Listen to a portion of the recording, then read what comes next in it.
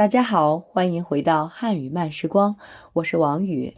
今天这一期其实挺特别的，不是因为发生了什么大事，而是因为它发生在一个看起来很普通，但又很容易被忽略的时间点。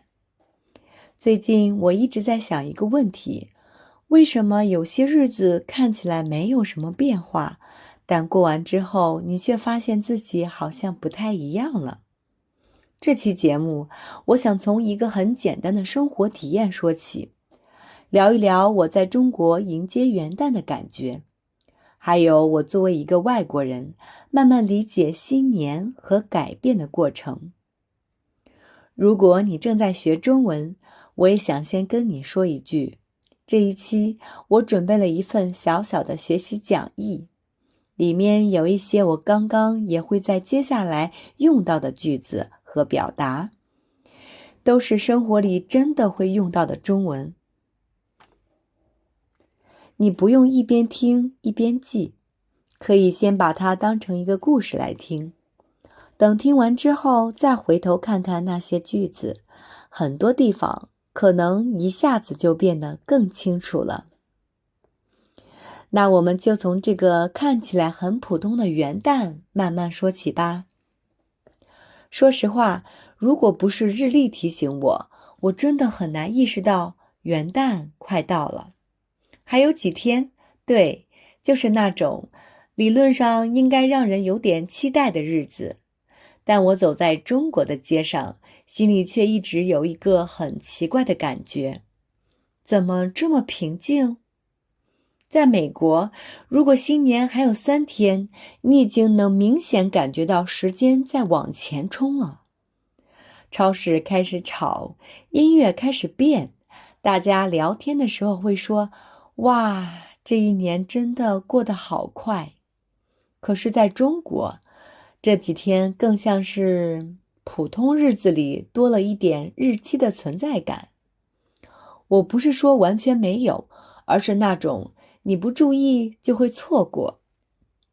比如前天我下班的时候，地铁里和平时一样挤，没有特别的装饰，没有倒计时的牌子，大家还是低头刷手机。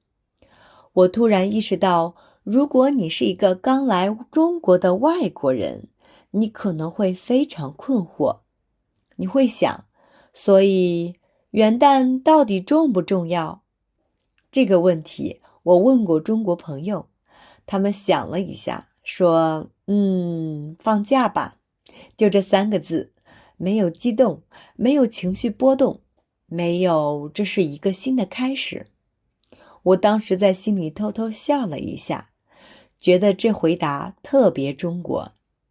后来我慢慢发现，元旦在中国更像是一个功能性节日，它不是情绪中心，不是文化高潮，它只是放一天假。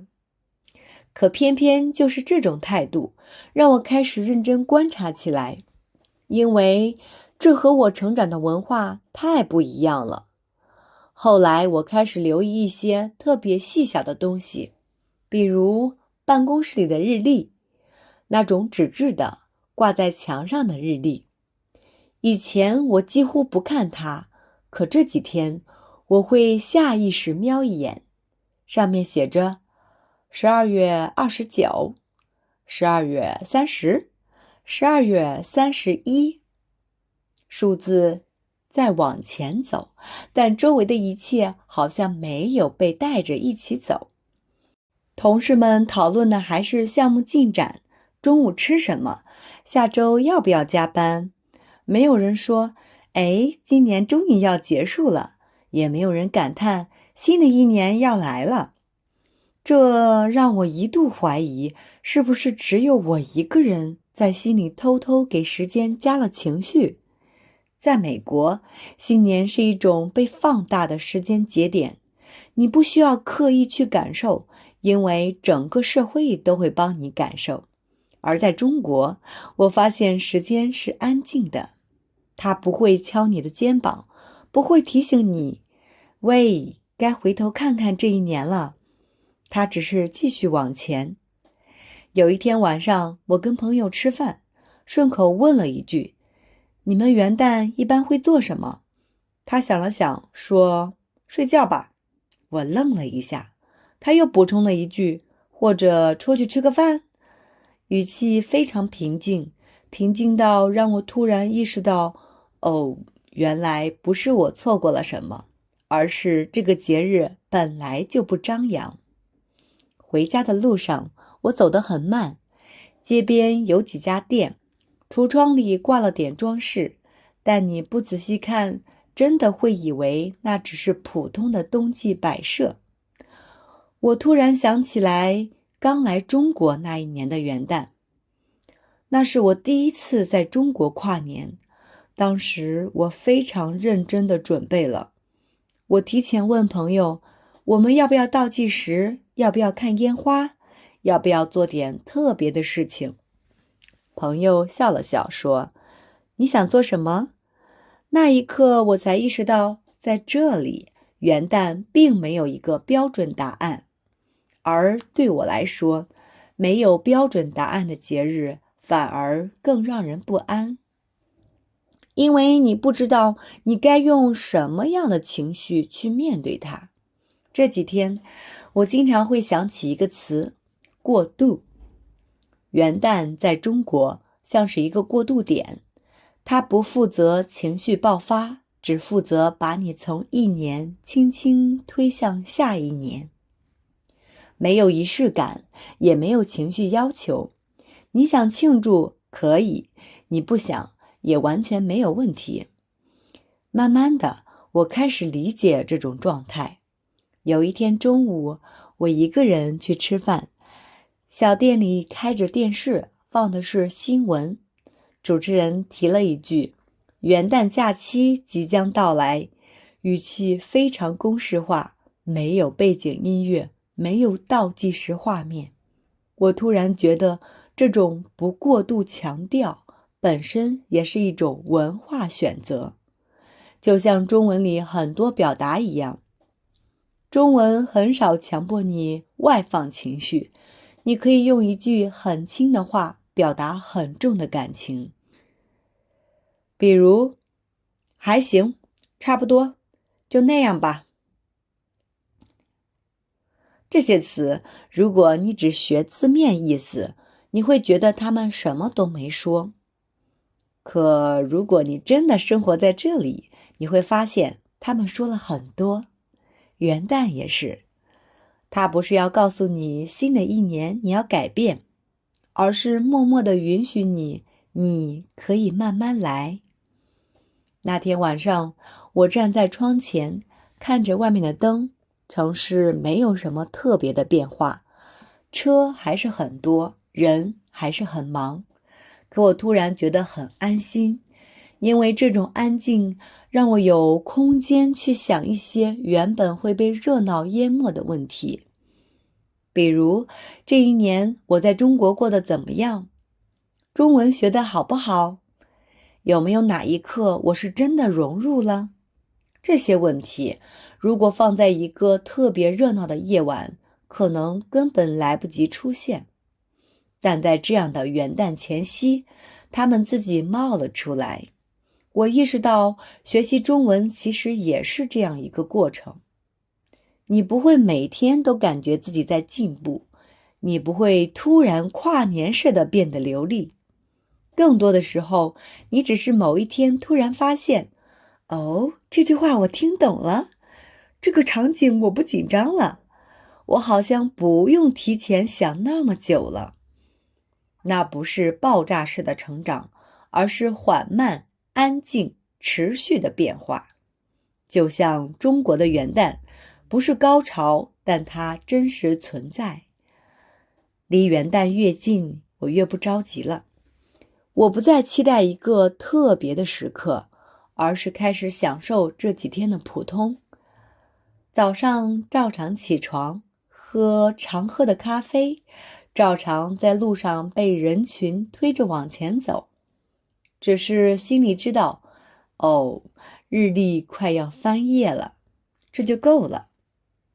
有时候成长和节日一样，并不需要被大声宣布，它只需要被你看见，安静地看见。这几天，我开始发现一个很有意思的变化，不是外面的变化，而是我自己的。以前一到节目，我会很着急，着急要不要做点什么，着急是不是错过了什么，甚至会有一种隐隐的焦虑。如果我没有好好过，这个节日是不是就白白过去了？但今年的元旦前，我没有这种感觉。可能是因为我在中国待久了，也可能是因为我开始慢慢接受节日不一定要有一个固定的样子。有一天晚上，我只是很普通的下楼买了点东西。小区门口的便利店亮着灯，店里放着很轻的音乐，不是节日歌，就是平时那种背景音乐。收银员一边扫码一边问我，要袋子吗？语气非常日常，没有一点快过节了的意味。我突然意识到，我其实很喜欢这种感觉。它不会提醒你应该开心，也不会暗示你现在应该有目标。它只是允许你做一个普通的人。那天晚上回家，我坐在桌前，翻了一下手机里的照片。有今年刚来时拍的，有学中文时做的笔记，还有一些很模糊的生活瞬间，比如某天路边的小摊，某次坐错地铁，还有一次点错菜。这些画面，如果让我在1月1号集中回忆，可能会显得有些琐碎。可现在回头看，它们反而构成了我真实的一年。我突然理解了为什么中国人不太强调在元旦总结人生，因为生活本身已经在每天帮你记录了，你不需要特地停下来给它一个标签。想到这里，我反而有点感谢这种文化差异，它会让我学会不用急着给一切下定义，包括学习中文。以前我总是问自己，我现在算不算会中文了？我的水平到底在哪个阶段？后来我发现，中文不太喜欢这种非黑即白的问题。你今天可能说得很顺，明天又会卡壳。你有时候能聊很深的话题，有时候却连一个词都想不起来。这并不矛盾。就像元旦，它既是新的一年，又好像什么都没发生。再过几天，大家就会开始真正的忙起来，为春节做准备，为回家，为团圆。到那时候，情绪才会真的被点燃。而元旦只是让你在中间稍喘一口气。我很喜欢喘一口气这个说法。它不是停下，也不是逃避，只是短暂的调整呼吸。我觉得这也是我现在对生活的态度。不急着翻篇，也不强迫自己升级，只是站在时间的门口，看着它慢慢打开。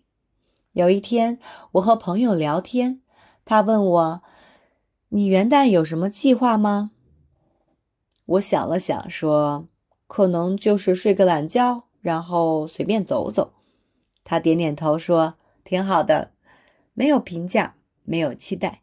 那一刻，我突然觉得我已经很自然地用中文生活了，不是因为我能说多少词，而是因为我已经能接受这种不刻意的节奏。元旦快到了，但我并不着急迎接它。我更想把注意力放在现在这一刻。窗外的灯，桌上的水，房间里很轻的声音。如果你正在学中文，或者正在一个不熟悉的文化里生活，我想告诉你一件事，你不需要每一步都走得很清楚，也不需要每一个节日都过得很完整。有时候，真正重要的不是你有没有参与某个仪式，而是你有没有真正生活在当下。这一点，中国的元旦给了我一个很好的提醒。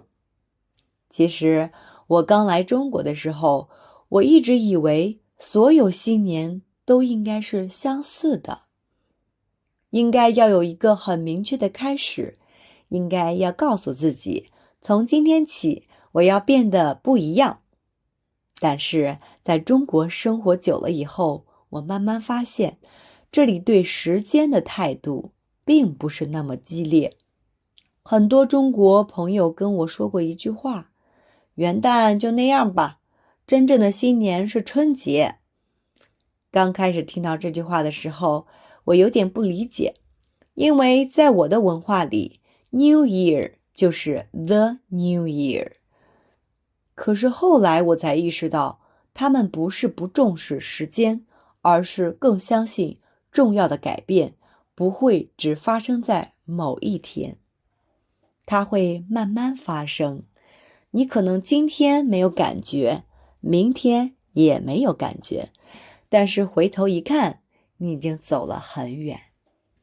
这件事情对我学习中文的影响其实特别大。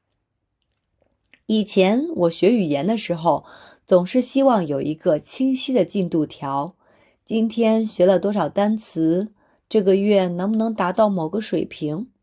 但在中国生活以后，我发现中文更多的是悄悄进入你的生活。可能是你第一次不用翻译就听懂了一句玩笑，可能是你在便利店不用想太久就说出了想要的东西，也可能只是有一天你突然发现自己没那么害怕开口了。这些变化都不会是发生在元旦那天，它们发生在很普通、很安静的日子里。所以现在再看中国的元旦，我反而觉得它很诚实。它没有告诉你明天你会变得更好，它只是轻轻地说，时间继续往前走了。如果你跟我一样正在一个新的国家生活，或者正在学习一门新的语言，你可能也会有一种感觉，好像自己总是还没准备好，但也许你已经在路上了，只是走得比较慢。而慢这件事，在中国生活，在学中文，在理解这里的文化里，从来都不是一件坏事。元旦真的快到了，也许等你听到这期节目的时候，它已经过去了，也可能正好在今天。但不管是哪一天，我想说的是，元旦在中国并不是一个一定要做点什么的日子，它更像是一个安静的提醒，提醒你时间在走，但你不用急。这一点对我来说不只是节日的感受，也是我在中国生活学习中文过程中慢慢学会的事情。你不需要每天都感觉自己在进步，不需要每一个阶段都有明确的答案。有时候你只是比昨天多听懂了一句话，少紧张了一点点，那也已经很好了。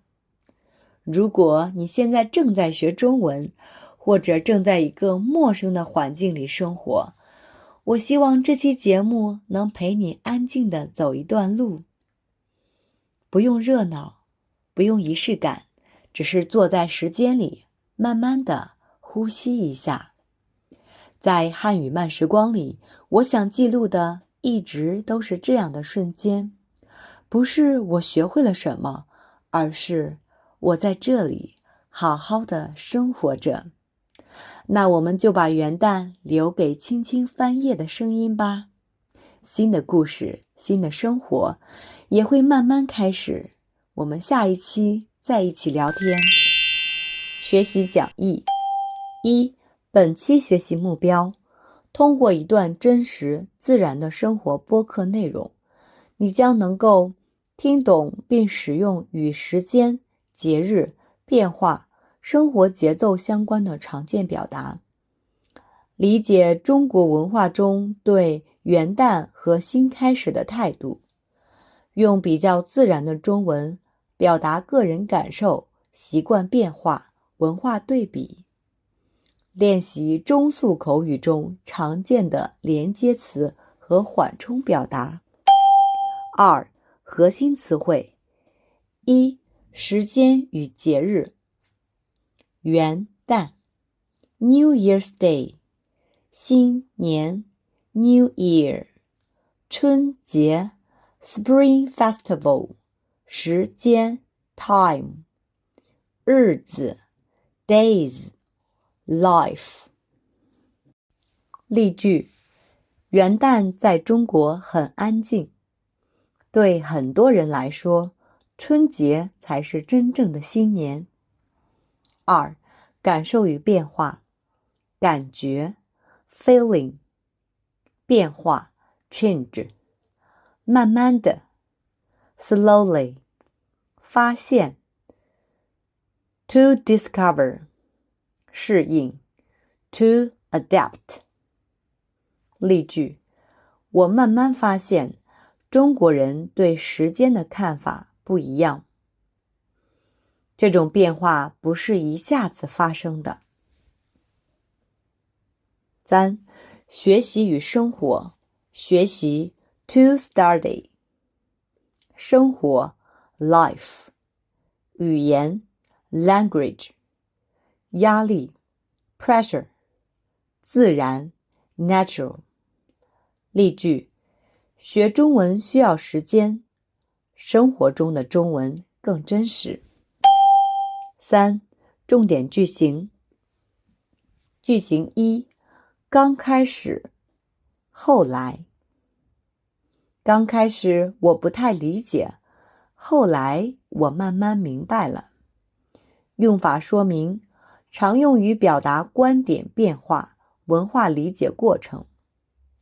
句型2：对我来说，元旦更像一个提醒。用法说明，用来表达个人感受，非常口语化。句型3：不是，而是。不是他们不重视时间，而是他们看得更长远。用法说明，常见对比结构，适合表达文化差异。句型4：也许，但是。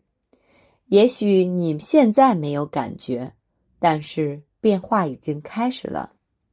用法说明，适合播客、故事、观点总结。4. 听力理解引导。在收听本期节目时，试着回答： 1. 讲述者为什么一开始不太理解中国的元旦？ 2. 他后来对新年和改变的看法有什么变化？ 3. 他是如何把学中文和生活节奏联系在一起的？ 5. 口语练习，请大声回答下面的问题。 1. 你觉得元旦重要吗？为什么？ 2. 在你的文化里，什么节日最重要？ 3. 你学习中文的时候，最大的变化是什么？提示：不用说得很复杂，说完整的一句话就很好。6. 表达替换练习，试着把简单句换成更自然的说法。我学中文很慢。我学中文是慢慢来的。我不太明白。我一开始不太理解。这很重要。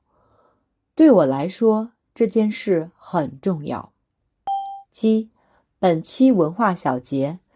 在这期节目里，你不需要记住很多单词，你更重要的是学会用中文表达慢慢变化，用中文说出自己的感受，接受学习，语言本身就是一个过程。正如节目里说的那样，改变往往发生在很普通的日子里。如果你愿意，可以用一句中文总结今天的学习感受，哪怕只有一句，也已经很好了。汉语慢时光，和中文一起慢慢走。